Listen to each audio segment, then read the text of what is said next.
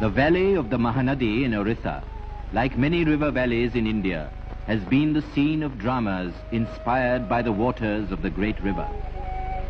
In fact, the people living in this valley learn to fear the river's changing moods.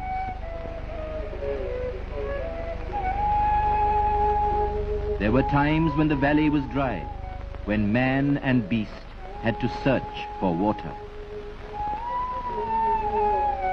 Then there were times when water became the grave of man.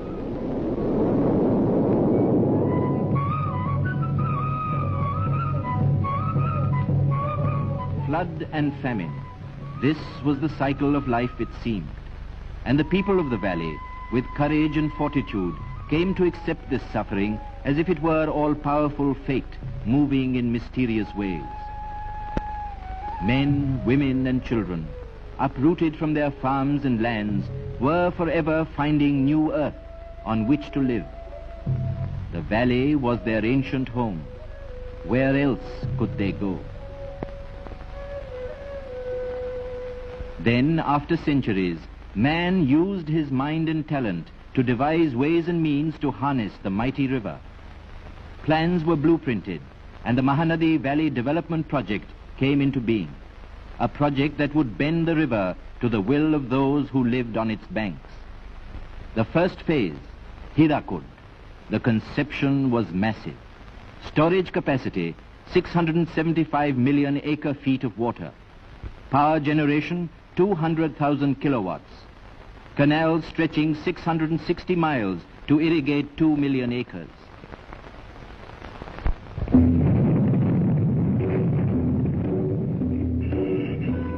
Thus began the construction of the world's longest dam.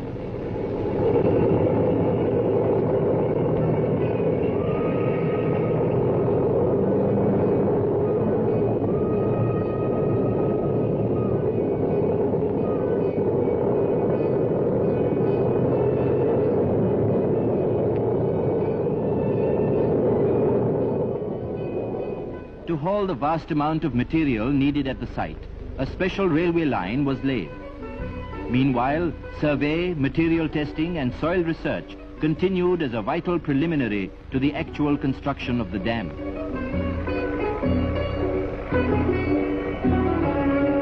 At the dam site, 8 miles from Sambalpur, the face of the valley began to change. And so did the face of a once tired and exhausted people. Gone was the pallor and apathy of the past. Gone, too, was the feeling of defeat and despair. Their frail bodies found a new dynamic energy.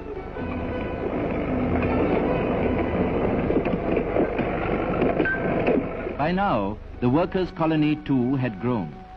Apart from the flourishing market, there was a school for children and also a new hospital. Work continued simultaneously on several fronts. But hands alone could not build Hirakud. Machines reinforced the effort of man.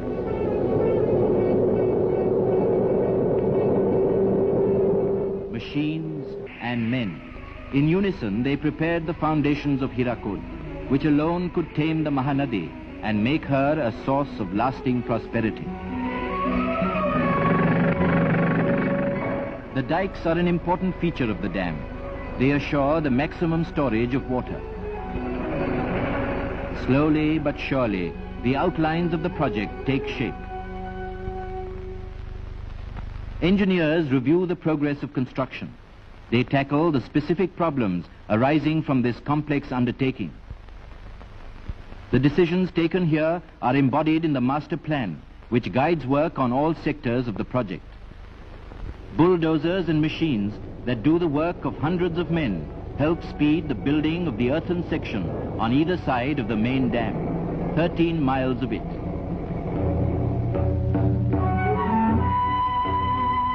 Over 700 million cubic feet of earth are being removed from the neighboring borrow pits.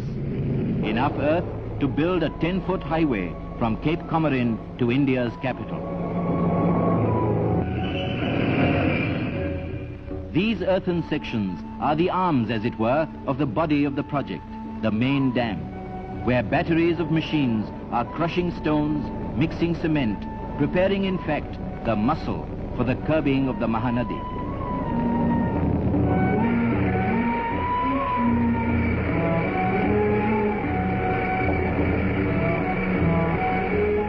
Here too, the modern machine unites with the peasant's basket to feed cement to the heart of Hirakud.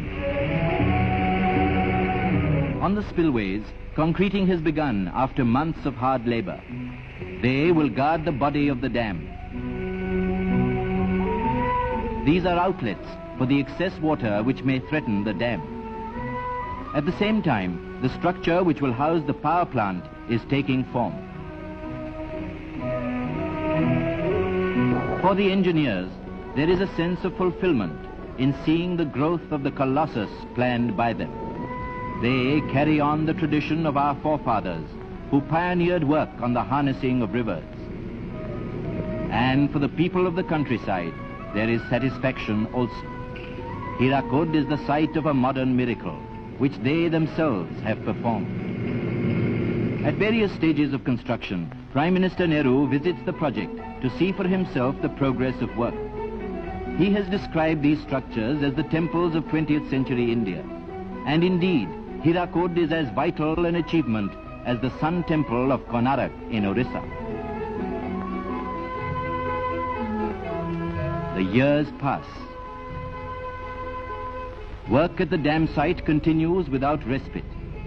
The outlines of this multi-purpose project are visible evidence of the success of planning and execution, which has, from its inception, been entirely in the hands of Indians. It is a giant monument to the faith and labor of tens of thousands.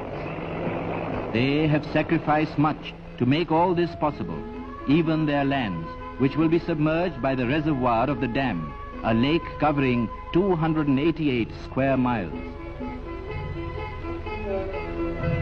But they know that operations have been launched to reclaim new land for them, land which Hirakud will guard and succor. Already many have been settled in new villages. The old patterns of life are returning.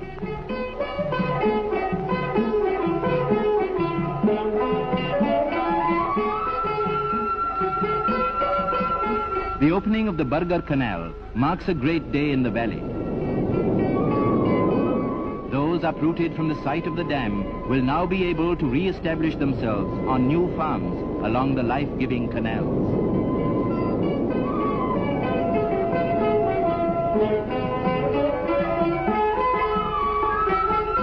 Inspired by the first achievements, the builders of Hirakud, often themselves the children of the valley, begin the final phase of construction. They toil by day, they toil by night, in a fervor of activity, for Hirakud means a new life for them and for future generations.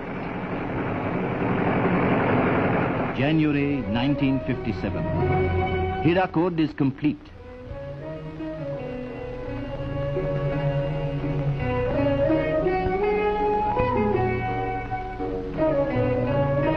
Nine eventful years, crowded with the drama of a monumental achievement.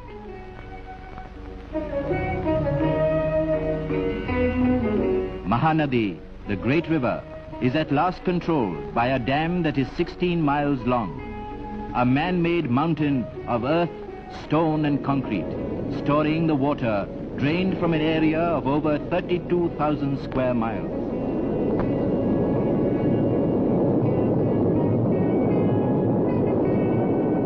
This water will not ravage the valley. Instead, it will turn the turbines of the power plant, creating electric energy which can be sent hundreds of miles to towns and villages, houses and factories.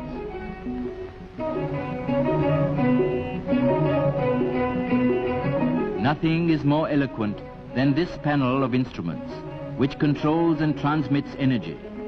Hirakud, drawing its power from the Mahanadi, now offers that power for the further transformation of Orissa.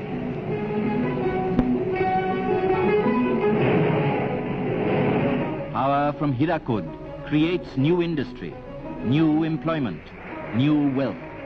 It is proof, if proof were needed, that the tragic times will never return. Hirakud has given birth to new townships, complete with technical colleges, which train engineers for the future development of Orissa.